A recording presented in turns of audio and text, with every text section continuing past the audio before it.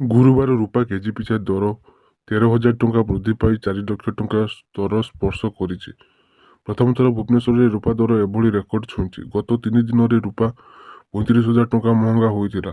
ଚଳିତ ମାସ 23 ପରଠାରୁ ଏହାର ଦରରେ 60,000 ଟଙ୍କା ବୃଦ୍ଧି ଘଟିଲାଣି। ଭୂରାଜନୈତିକ ସଙ୍କଟ, ଡଲାର ତୁଳନାରେ ଟଙ୍କାର ଦୁର୍ବଳ ସ୍ଥିତି ଓ ଆମେରିକା ସହ ବାଣିଜ୍ୟ ରାଜିନାମା ବିଳମ୍ବ କାରଣରୁ ରୂପା ଦାମ ବଢ଼ୁଛି। ଅନ୍ୟ ଏକ କାରଣ ହେଉଛି ଇଲେକ୍ଟ୍ରିକ୍ ଯାନ, ସୋଲାର ପ୍ରକଳ୍ପ ଭଳି ବିଭିନ୍ନ ଶିଳ୍ପ କାର୍ଯ୍ୟରେ ମଧ୍ୟ ବିପୁଳ ରୂପା ବ୍ୟବହାର ହୋଇଛି। ଯୋଗାଣଠାରୁ ଚାହିଦା ଅଧିକ ରହୁଥିବାରୁ ରୂପା ମହଙ୍ଗା ହେଉଥିବା ବିଶେଷଜ୍ଞ କହିଛନ୍ତି। ସୁନା ଦର ମଧ୍ୟ ବଢ଼ିଛି। ଗୁରୁବାର ଭୁବନେଶ୍ୱରରେ 22 କ୍ୟାରେଟ୍ ସୁନାର ମୂଲ୍ୟ 10 ଗ୍ରାମ ପିଛା 4,700 ଟଙ୍କା ବୃଦ୍ଧି ପାଇ 1,53,150 ଟଙ୍କା ଛୁଇଁଛି। ତେବେ ସେହିପରି 24 କ୍ୟାରେଟ୍ ସୁନାର ମୂଲ୍ୟ 5130 ଟଙ୍କା ବୃଦ୍ଧି ପାଇ 1,67,080 ଟଙ୍କା ହୋଇଛି।